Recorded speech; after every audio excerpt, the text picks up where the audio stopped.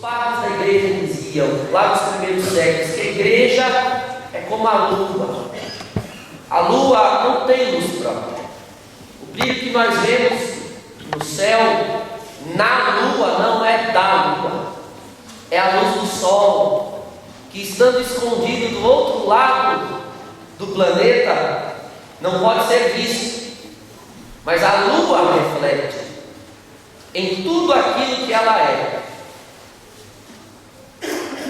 Por isso cheia, ou seja, toda ela reflete que é a luz do sol que está escondido lá do outro lado. Assim também Jesus, nosso Senhor, que está escondido à direita do Pai.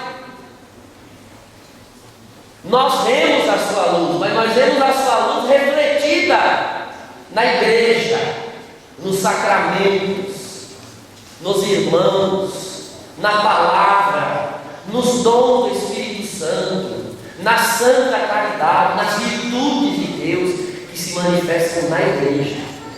E essa luz que está na igreja, está nela e toda ela, mas não é dela. Ela recebe essa luz do Cristo que está do outro lado da vida, refletindo sobre nós. E o mundo inteiro é iluminado com essa luz. Assim como a terra toda brilha com a luz da lua na noite. E a lua só deixa de brilhar quando o sol nasce. E assim também nós só perderemos o brilho nesta terra quando o sol nascer. Ou seja, quando Jesus descer do céu na vinda gloriosa com grande poder e glória, então o sol descendo, nós o veremos e nós na verdade não brilharemos mais neste mundo, porque subiremos com Ele para brilhar na eternidade. Santas promessas que nós recordamos nesta época, irmãos. Essa época, ela é o coração da liturgia. Essa noite, então nós começamos a Páscoa. Esta noite já é Páscoa. O mundo paganizou todas as nossas festas. O mundo paganizou a nossa Páscoa, cuja doçura é Jesus, mas para o mundo a doçura é um chocolate. Paganizaram o nosso Natal, que é o nascimento de um menino, mas enfiaram um velho, Noel, não o nosso lá da Santa Clara, Noel, o papai Noel, que virou o ícone do Natal que é nosso. Paganizaram, irmãos, todas as nossas festas. Não deixe o paganismo do mundo entrar na tua alma. Você que está aqui não é formado pela televisão, você é formado pela palavra do Senhor. Glória a Deus. Você é formado pela liturgia da Santa Igreja. Saiba, esta noite é Páscoa. O mundo acha que a Páscoa é só domingo, e na segunda não será mais Páscoa para o mundo. Para nós a Páscoa é hoje, será domingo, durará toda a oitava da Páscoa por 8 dias, e será Páscoa ainda até Pentecostes, quando nós celebraremos a vinda do Espírito Santo. E porque o mundo não conhece o mistério que nós conhecemos. Hoje nós celebramos nessa primeira noite pascal a instituição de 2 sacramentos sublimes. Na realidade, irmãos, todos os sacramentos brotam desse que é o tríduo pascal. E essas 3 noites de hoje, de amanhã e de sábado, todos os sacramentos, todos são instituídos, tem o seu coração, tem a sua fonte nesta noite santa. Nesta primeira noite, nós celebramos a instituição da Sagrada Eucaristia e do Sacramento da Ordem, sem o qual não haveria Eucaristia. O Sacramento da Ordem é aquele sacramento pelo qual o Senhor chama homens, segundo o seu coração, diz a palavra, ou seja, chamou aqueles que Ele quis, alguns bons, outros mais ou menos, outros até traidores, como foi o Iscariotes, mas Ele chamou os que Ele quis. Com que critérios? Não nos interessa. Os critérios são dele e Ele chamou os que quis, diz a sua palavra, e a nós cabe aceitar. E ele chama esses homens e ordena, ou seja, dá a ordem para toda uma vida de fazerem o que ele faz em memória dele, de fazerem o que ele fez e quer continuar fazendo através dos seus ministros. O sacramento da ordem é aquele sacramento que constitui homens, alguns diáconos, outros presbíteros e outros bispos.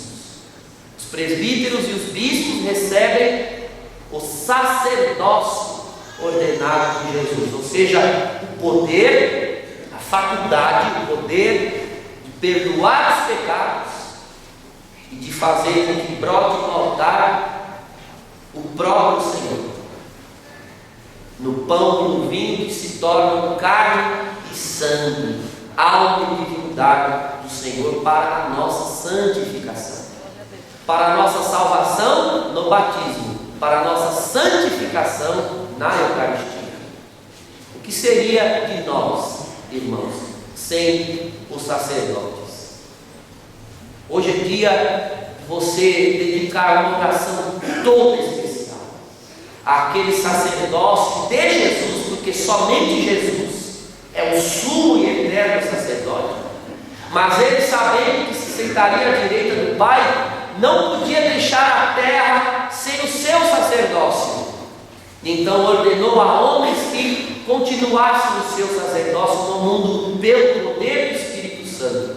O que seria de nós sem aquele sacerdote que nos batizou, sem aquele sacerdote que nos deu a sagrada Eucaristia pela primeira vez, sem aquele sacerdote, bispo ou não, que nos crismou e nos confirmou na fé da Santa Igreja? O que seria de nós sem os sacerdotes ao longo de toda uma vida, sem os seus conselhos, sem as suas palavras, sem a sua pregação? Quantos sacerdotes não abençoaram as nossas vidas, inclusive as vidas dos próprios sacerdotes, porque eles não seriam, nós não seríamos sacerdotes se o sacerdócio de um bispo não tivesse confiado em nós para nos dar esse ministério, se o sacerdócio dos nossos formadores não tivesse confiado em nós para nos aceitar um dia no seminário. Eu quero hoje orar, lembrar o nome de cada um, como fiz de manhã na oração de laudes e ao longo de todo o dia, elevando o pensamento aos sacerdotes que foram fundamentais na minha história. Ao padre Geraldo McCluskey, que era um irlandês, que me batizou lá em 1986, na minha paróquia de origem, que já habita com o Senhor, já faleceu. Ao padre Paulo Pimentel, que é pároco aqui em Cotia, no Jardim Petrópolis, foi o padre quem ouviu minha primeira confissão aos 10 anos de idade e me deu a primeira comunhão em 96. E a Dom Francisco Manuel Vieira, que me crismou e confirmou na fé. Aos meus formadores que receberam e me formaram no seminário da nossa diocese, e a Dom Ercílio Turco, que foi nosso bispo até poucos anos, que me ordenou sacerdote, que confiou em mim, confiou a mim o ministério diaconal e depois presbiteral. A ele toda a nossa oração, o nosso carinho, sobretudo nesses tempos de dor, de cruz, em que ele luta contra um câncer agressivo, mas ele está hoje no nosso altar, nas nossas orações. Estava ontem conosco nos Santos Óleos, já está muito bem, graças a Deus, o câncer cedendo ao tratamento, e com certeza o Senhor ainda vai lhe conceder muito tempo de vida. Glória a Deus. Irmãos, o sacerdócio para nós é um grande mistério, como na realidade toda a cruz do Senhor é. Quem olha para a cruz vê o quê, irmãos?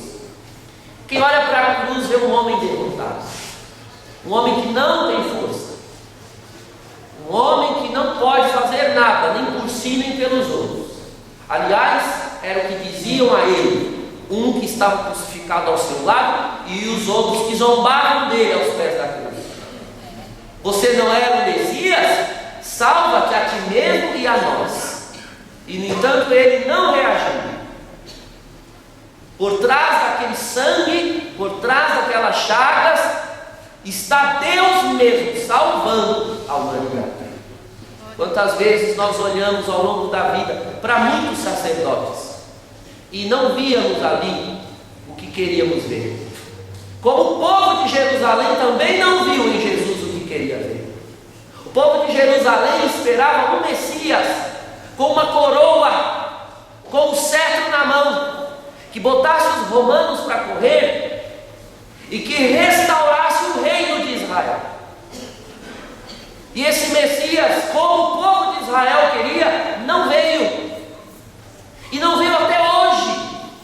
Ainda Israel aguarda. Nós sabemos que Ele é Cristo, e quando Ele vier na sua glória, Israel vai reconhecer que o Messias é Jesus de Nazaré. Mas Ele não veio ali como o povo esperava, porque Deus vem do jeito que Ele quer vir, e Ele vem em forma de fraqueza, para confundir os fortes, diz o apóstolo Paulo na segunda carta aos Coríntios.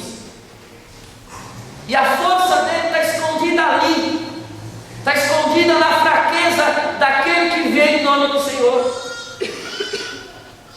A profecia de Isaías dizia que ele viria montado num cavalo. O próprio Apocalipse diz que quando ele vier do céu, ele virá montado num cavalo branco. Mas em Jerusalém, ele vem montado num jumento. Num jumento, que é uma categoria inferior de cavalo. Sabe dar coice também, mas não corre tão bem quanto. E no entanto, Jesus veio montado nele. Todo sacerdote que vem na nossa vida, todo, do que nos batizou até o que hoje é o seu Pai, é o jumento. Ele talvez não corra tão bem assim, mas é em cima dele e através dele que Jesus vem para falar com você. E é importante que você saiba não considerar tanto o jumento. Embora ao estender as vestes e os ramos, não era Jesus quem punha os pés, era o jumento. Mas o povo jogava suas roupas, dava o que tinha, os ramos de oliveira, para que Jesus passasse, embora as pegadas fossem do jumento que cortava. Quando você servir a Deus na Santa Igreja Católica, você sempre vai se preparar como um sacerdote. Não considere tanto a aparência. Não leve em consideração a aparência. Vez ou outra vem um mais idoso, fraco, e Jesus está ali. Vez ou outra vem um estrangeiro que a gente não entende muito bem o que ele fala, mas tem carinho para nos dar, tem coração de pai para receber os filhos. Às vezes vem um mais jovem, com idade para ser seu filho ou seu neto. Não importa qual jumento Jesus escolheu para entrar em Jerusalém. Agradeça porque ele entra em Jerusalém e te dá a ocasião de dizer: bendito que vem, em nome do Senhor. Glória a Deus. Bendito que vem, bendita a palavra que vem, bendita a profecia que vem, melhor que o profeta. Bendito o sacerdócio que vem, mais que o sacerdote. Bendita a realeza que vem, melhor que o próprio rei que atrás. E no fim, é sempre Jesus quem realiza. Disse o apóstolo Paulo na primeira carta aos Coríntios: um é o que planta, outro é o que rega, outro é o que colhe, mas é Cristo o tempo todo quem faz crescer. Por isso hoje nós queremos dedicar aquele amor, que não é sentimento pessoal, subjetivo, mas é uma decisão do coração. Nosso amor a todos os sacerdotes, até aqueles que nos assemelharam a Jesus, não nos trazendo uma glória da ressurreição, mas nos dando uma boa crucificada, cujos defeitos foram cravos que nos pregaram no madeiro, Mas seja crucificados ou glorificados, sempre nós fomos transformados em Cristo. Humilhado ou exaltado, Cristo é humilhado, Cristo é exaltado. Cristo é crucificado, Cristo é ressuscitado. E assim também nas nossas vidas, de todos nós, sacerdotes foram causa de alegria, causa de humilhação. Mas quando Simeão olhou para esse menino, sacerdote, nos braços de Maria, ele disse: esse menino vai ser causa de escândalo, de queda e de soerguimento para muitos em Israel. O mesmo Jesus foi causa de queda e de soerguimento para muitos. Eu digo tudo isso que eu estou dizendo hoje para vocês, não com base no ministério de pároco, porque eu não saí pároco de pé de jaca. Eu também fui uma criança da catequese, fui um jovem da crisma, fui um jovem do grupo de jovens, do grupo de oração, e eu sei o que é não receber às vezes de um pároco, de um sacerdote que se esperava. Meus pais estão aqui que não vão me deixar, estão aí em algum lugar, não estou vendo, mas estão aí. Ali. Muitos sofrimentos, mas em tudo nós fomos Cristo, ora crucificados por causa dele, ora exaltados graças a ele, mas sempre nós fomos Cristo. Quero dar graças ao Senhor por cada um desses sacerdotes. E veja, irmãos, as mãos do sacerdote foram constituídas para nos dar os sacramentos, para nos dar Jesus vivo e real na Sagrada Eucaristia. Mas eu quero levar você hoje a meditar comigo a Eucaristia com relação a esse ano mariano que nós estamos vivendo. A relação de Maria com a Eucaristia e o sacerdócio. É importante que nós entendamos que a única e mesma Eucaristia, o único e mesmo sacrifício de Jesus, ele é o único sacramento, mas que se desenrolou em dois momentos: a ceia no cenáculo e a morte sangrenta no Calvário. São dois movimentos de um único mistério. E Maria é uma peça fundamental para nós sabermos participar da Eucaristia e amar o sacerdócio de Jesus. Porque veja, pode parecer que não há nada a ver em olhar para Maria e aprender dela a amar a Eucaristia, a ceia do Senhor, até porque ela não estava lá. O Evangelho deixa claro que o Senhor estava com os 12 apóstolos, somente ele e os 12 em profunda intimidade. Maria não estava lá, mas é exatamente por isso que nós podemos aprender com ela a amar Jesus e a Eucaristia, porque afinal de contas nós também não estávamos lá, assim como ela não estava. Mas Maria estava no último movimento do mistério, que é aos pés, diz a palavra, aos pés de Jesus crucificado. E ali havia várias mulheres, diz o Evangelho. Maria Madalena estava lá, Maria, a mulher de Cleófas, estava lá, Maria, irmã da Santíssima Virgem, também estava lá, segundo a tradição, provavelmente mãe de Tiago e Simão, os outros dois apóstolos, chamados irmãos do Senhor, justamente porque são filhos da irmã de sangue da Virgem Maria, portanto primos de primeiro grau. E as mulheres, seguindo Jesus, cuidavam-se umas das outras. Lucas capítulo 8 deixa isso claro. As mulheres nem sequer eram cuidadas pelos apóstolos e por Jesus, eram elas que cuidavam do ministério do Senhor. Diz lá Lucas 8, eram elas que financiavam com seus bens, com aquilo que tinham, os apóstolos e o Senhor Jesus. Mas no momento de expirar, entregar a sua vida, quando alguém vai morrendo aos poucos, essa pessoa vai dizendo as coisas mais importantes no último instante da sua vida, as palavras mais importantes, as palavras mais preciosas, aquelas que devem ser gravadas, são ditas no leito de morte.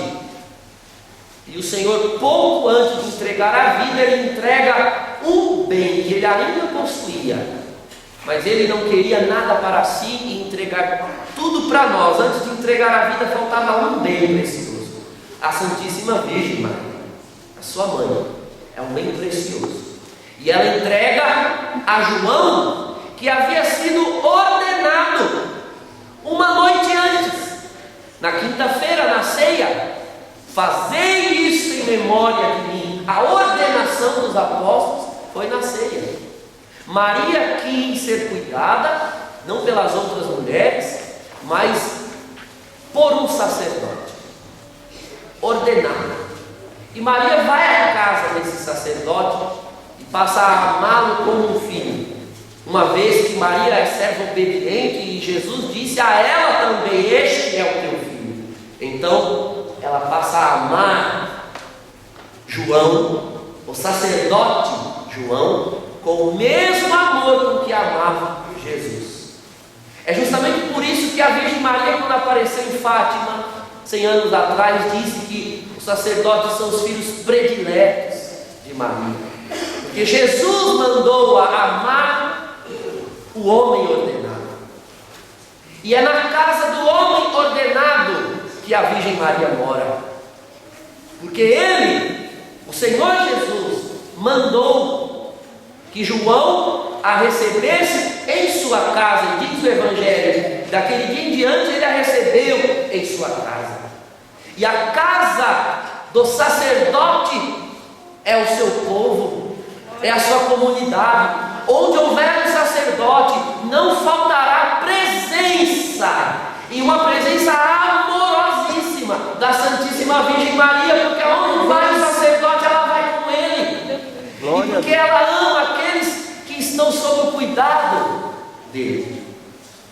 Mas a coisa mais preciosa em relação a Maria e o sacrifício da Eucaristia, do sacerdócio, não era apenas entrar na casa de João, morar na casa de João, mas aquilo que João realizava. Veja, tem muitas mães aqui.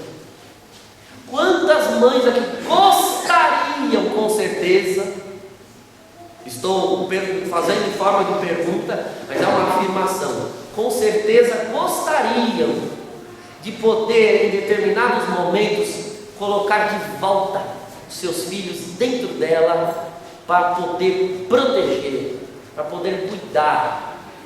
Gostariam de colocar, mas uma vez que saem, não podem voltar. Que mãe não gostaria? Muito bem, você pode imaginar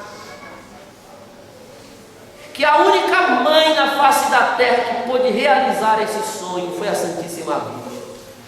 Porque ela ali na casa de João, ou ainda em Jerusalém, aos pés do apóstolo Pedro, quando estes homens tomavam o pão e diziam: esse é o meu corpo que é entregue por vós, esse é o meu sangue que é derramado por vós, e a Virgem Maria tomava a fila e colocava a carne e o sangue do Senhor nos seus lábios e engolia. E aqui vinha à sua memória o momento em que o anjo disse: ave cheia de graça, o Espírito te cobrirá com sua sombra. E quando Pedro, celebrando a Eucaristia em Jerusalém, dizia a Maria: o corpo de Cristo, e ela dizia amém, ajoelhada aos pés do apóstolo, e a sombra de Pedro a cobria. A sombra do apóstolo é a sombra do Espírito, porque o próprio Atos dos Apóstolos diz que é a sombra de Pedro que curava as pessoas pela rua, e Maria, na fila da comunhão, coberta com a sombra de Pedro, de novo recebia a carne de Jesus dentro dela, e a carne que ela gerou para o mundo, voltava para o seio de Maria em forma de comunhão. Glória a Deus. Que mistério glorioso, uma mãe poder receber de novo no seu ventre e amar o seu filho. Maria era o dia inteiro uma discípula fiel, uma serva fiel, mas na hora da comunhão ela voltava a ser mãe. É por isso que eu e você precisamos pedir. todos os dias a Nossa Senhora o coração necessário para comungar. Porque o amor com que Jesus quer ser amado na Eucaristia é o amor da mãe dele, um amor de mãe, um amor que cuida, um amor que protege, um amor que não pensa em pedir ao filho, porque a mãe tem do filho no ventre, não pede coisa alguma ao seu filho. Ela está preocupada com o que ela fará quando o filho vier, com os cuidados que ela pode dar. Esse é o coração de uma mãe, e é esse o coração de Maria, gerando em Nazaré 9 meses o Senhor ali. Ela estava preocupada: o que darei, eu pobre em Nazaré, o que farei, o que ensinarei, e preocupava-se com o melhor que podia oferecer ao menino. Quanta gente ainda comungando errado com o próprio coração do Senhor Jesus. O Senhor Jesus procura na igreja homens e mulheres que consigam comungar com o coração que Maria tinha ao comungar, recebendo Jesus e se perguntando também: Senhor, o que posso te dar? O que posso fazer por ti? O que posso oferecer a ti? Mas Jesus ainda se vê obrigado a entrar em muitos corações depois da comunhão, bombardeado por interesses, bombardeado por pedidos, por preocupações. Diz a Sagrada Escritura na primeira carta de São Pedro: lança as tuas preocupações, os teus cuidados no Senhor. Mas quando o Senhor for lançado em você, já não é hora de lançar nele o que é teu. É hora de zelar, é hora de cuidar. A prova de que Jesus quer ser amado na comunhão com o coração de Maria é que ele se faz para mim o que se fez para Maria: pequeno. Se fez pequeno. Ele se fez para Maria pequeno, no ventre, na manjedoura. E ele de novo na Santa Missa se faz pequeno. E o mais pequeno desta igreja é a razão desta igreja. O menor desta igreja é a razão de toda ela. Tudo aqui é maior que a hóstia consagrada. Tudo. Olha ao redor. Você é maior. Em termos de estatura, o altar é maior, as velas são maiores, o sacrário, tudo é maior. E no entanto, tudo é feito por causa dele, para ele, em torno dele. Ele é o precioso. Mas é o menor de tudo aqui. Nisso se revela a força de Deus. A força de Deus está no que é pequeno. Todos os sacramentos são instituídos nessa Páscoa. Nós vamos, na vigília pascal, celebrar o batismo e a crisma de muitos irmãos, porque é graças ao Senhor crucificado que sai a água do batismo. A água do batismo não é mais a água do Jordão. Aquele batismo foi encerrado. O batismo exclusivamente dos adultos. O batismo exclusivamente daqueles que podem ter consciência dos seus pecados. O Jordão foi fechado, que está aberto agora ao lado de Jesus, jorrando água. E é nessa água que os irmãos serão batizados na próxima Páscoa, na vigília pascal. É na água do lado de Jesus. É do lado de Jesus que sai a cura para todas as doenças. Esses dias são os dias mais perfeitos da cura, porque o sangue que cura jorra da cruz.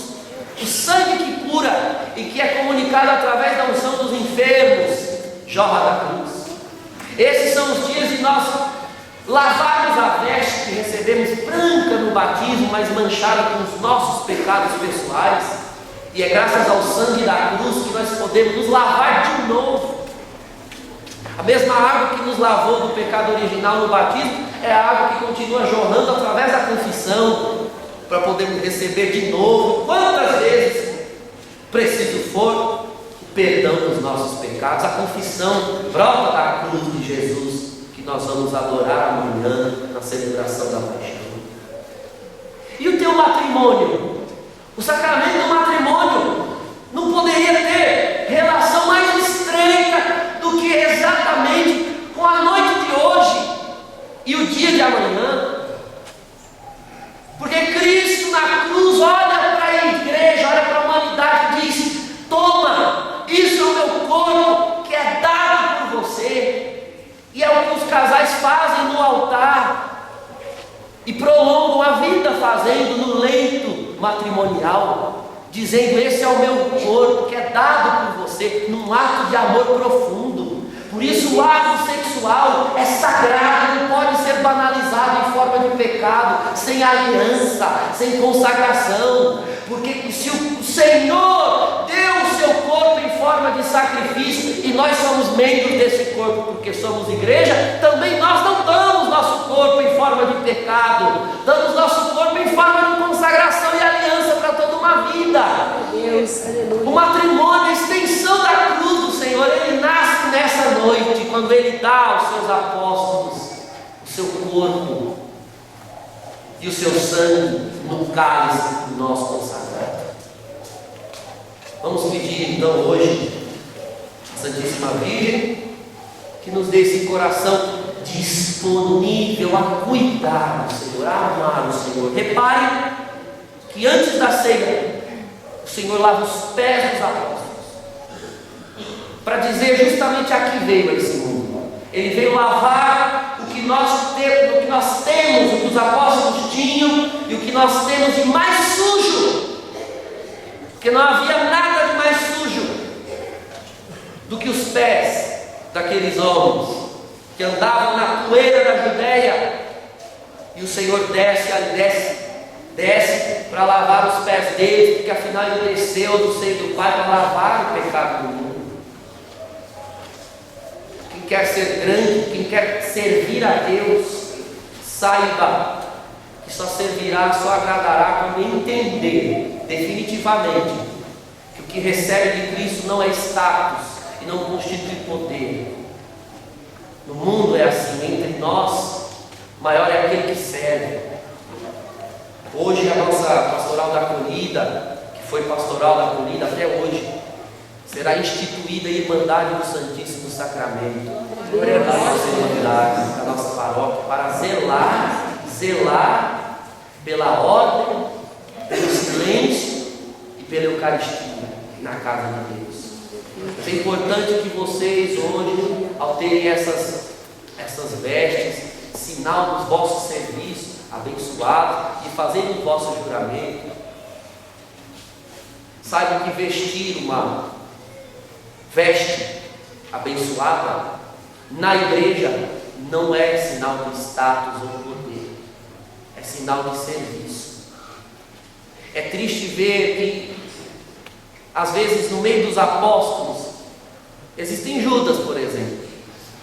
Infelizmente existem padres, bispos que julgam a ordem que possuem como um status para oprimir o povo, para se superpor ao povo, para mostrar ao povo que quem manda são eles. Eles não entenderam que se o Senhor Jesus, que é mestre, lavou os pés também, o sacerdote tem o poder de perdoar pecados em favor do povo, de consagrar o corpo e o sangue de Cristo em favor do povo.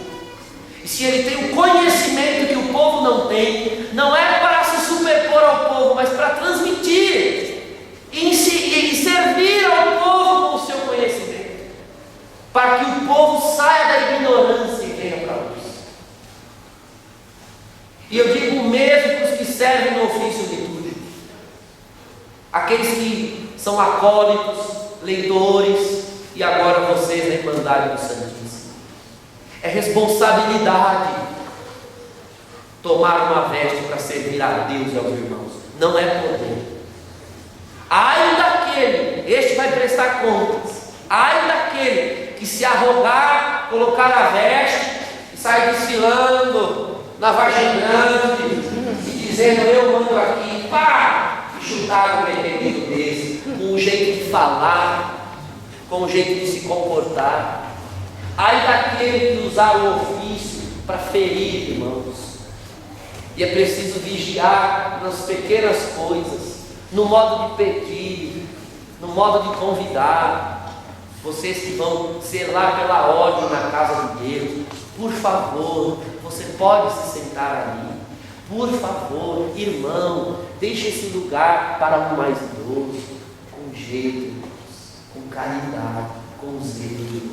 Ai daquele que fizer da sua língua uma espada, porque quem vive pela espada morrerá, disse o Senhor, nesta noite ao ser preso. Nesta noite, irmãos. A Sagrada Liturgia, nós bem sabemos, atualiza o mistério de Deus. Que alegria poder hoje, nessa noite, entrar no cenáculo com Jesus e ter os nossos pés lavados com Ele. É uma forma de dizer: eu quero ter parte contigo. Eu quero lavar o que você tem de mais impuro.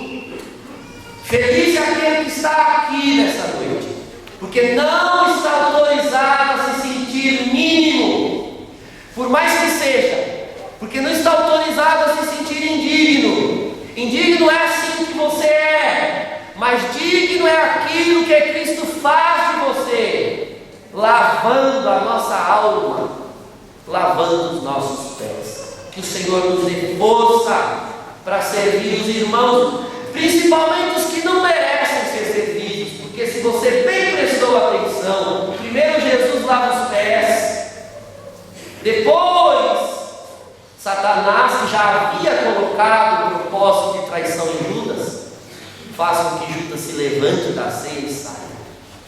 Judas não tomou parte do cálice, mas teve seus pés lavados. Ou seja, há aqueles que podem não ser dignos de tomar parte no altar, mas mesmo eles terão uma chance de salvação. Todos devem ser servidos, a todos o nosso amor e a nossa caridade e a nossa compreensão. Louvado seja nosso Senhor Jesus.